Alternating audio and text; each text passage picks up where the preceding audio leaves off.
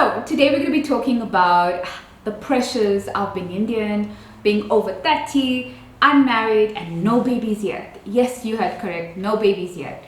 So we get pressured, especially in this community. And when I say this community, I mean Indian community, where once you reach a certain age, probably in your early 20s, you're pressured to get married and settle down and have kids. And I thought it's important to speak on this topic because I have a lot of friends who are actually not married or don't have kids yet, and there's nothing wrong with them. And I'm one of them. So, we put into this box that something must be wrong with us if we don't want to get married or we don't want to settle down at this particular time in our lives. And I think it's important to talk about it because it puts perspective on the modern and evolving woman. So you have the right to get married whenever you want to get married, and it shouldn't be culturally dictated to you. So I do think it's important. It's not that I don't value marriage. I completely do. The sanctity of marriage and what it represents. But, at this stage in my life, you've got to make decisions that are healthy for you. I've also had friends who have been married early and, the marriages didn't work out, or they're stuck in a marriage or in a life that they actually don't want. So I think the first question comes in is, where does this come from? So as a young Indian woman, you are not pressured, but really groomed into believing that, marriage is the pinnacle of your destiny and bearing kids. And trust me, for some people out there, that's probably the highlight of their lives and what they've always wanted to do. For me, it's an extension of who I am. I'm very driven, and obviously you guys follow me on my channel. I have a corporate career. I also have a business. There's many layers to an individual or a woman specifically. And I wanted to address this on the channel because it's something that we don't talk about, but we know it's there. And especially in my community, it's something that we don't really vocalize, even within our own families. And I think it's important to any viewer out there, whether you're Indian or not, that if you've made certain decisions that are against your cultural beliefs and the mandates or jurisdiction of what you should do and what you shouldn't do, I just want you to know that you're not alone. That, stay true to your conviction if that's really what you want. And trust me, the people who genuinely love you and care about you will respect you and surround you and support you. It's not that you don't want to ever get married, or maybe you don't. That's your decision. And if that's related and connected to your happiness, then who am I to judge, right? So I just wanted to put that out there that, there's so much of pressure as a woman that you need, as soon as you reach the 20s, forget even finding a job or finding your purpose or your career or your destiny.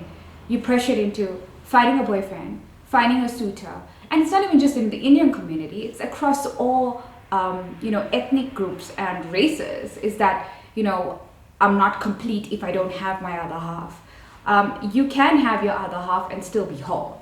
You can be two separate individuals that are completely whole. So I guess it's reprogramming and rewiring a lot of the constructs that have been, created by society and those norms and pressure that's put on us. It's a lot. In your 20s, you're trying to figure out who you are. You're trying to figure out whether, your favorite color is black or it's white or it's gray or you're creating a new color. There's so much of pressure on you.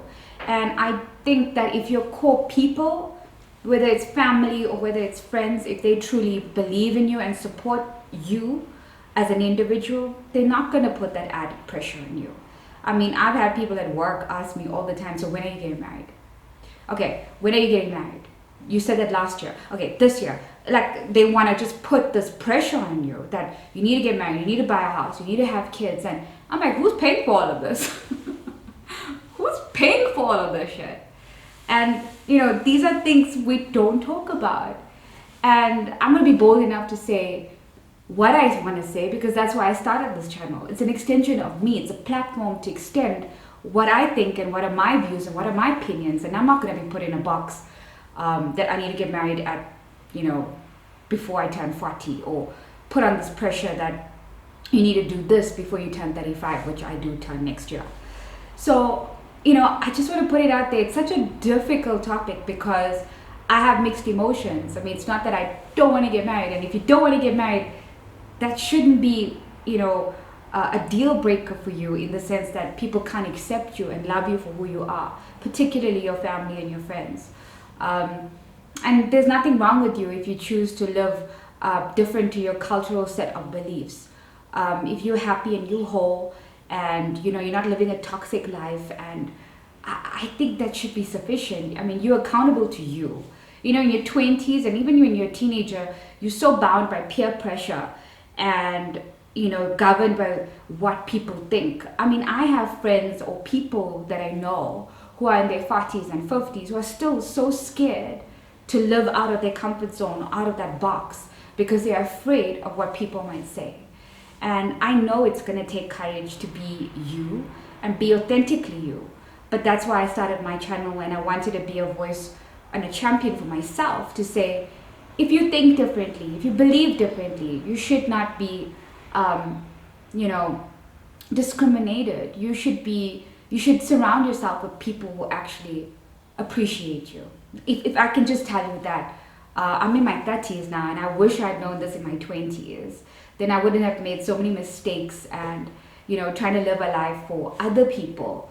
But I can truly tell you now that, guys, it doesn't matter what you believe, it's who you believe and who you have around you. And if you are happy, then I'm going to support that as Natassiar. As Nats, I'm always going to support that. So if you like today's topic, let me know if you have faced something very similar, where you've deviated from the norms and societal pressure and gone on to do things that completely fulfill you and make you happy, and people haven't been happy about it. Let me know how you've dealt with it and what have been some of your wellness tips, and just let me know, guys, in the comments below.